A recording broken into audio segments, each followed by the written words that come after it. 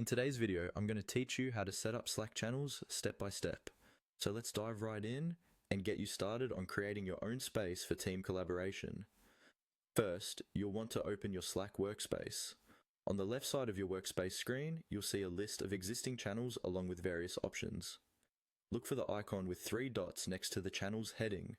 Go ahead and click on this icon to reveal additional options. It's a great way to explore and manage your channel settings. Once those options are open, select Create a Channel. This is where the fun begins, and you get to tailor a new channel to suit your team's needs. Think about what kind of discussions or projects this channel will host, because this is the space where it all happens. Now that you've clicked on Create a Channel, you will be presented with different templates. Templates can really streamline the process by offering predefined structures for specific types of channels, like project management or brainstorming. Pick the template that best aligns with your channel's purpose. Select it and then click on Next to continue the setup. The next step is deciding the visibility of your channel. Here, you have the option to choose between a public or private channel. Public channels are open to everyone in your team, making them ideal for company-wide announcements or large group discussions. Private channels, on the other hand, are restricted to a select group of individuals, making them perfect for sensitive information or focused team tasks. Choose the setting that best suits your needs and click Next.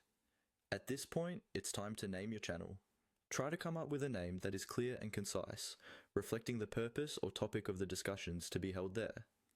This clarity helps everyone on the team know just what to expect within that space. Once you've decided on a great name, you're ready to move on. Now, go ahead and click on Create. This officially launches your new channel into the Slack universe, setting the stage for fruitful collaboration and communication. Finally, you'll want to add members to your newly created channel. Having the right people in your channel ensures that communication is efficient and everyone involved stays informed about the relevant updates. To add members, simply click on your channel, look for the option to add people, and select the teammates you want included. Once you've chosen your team members, click Add to complete the process.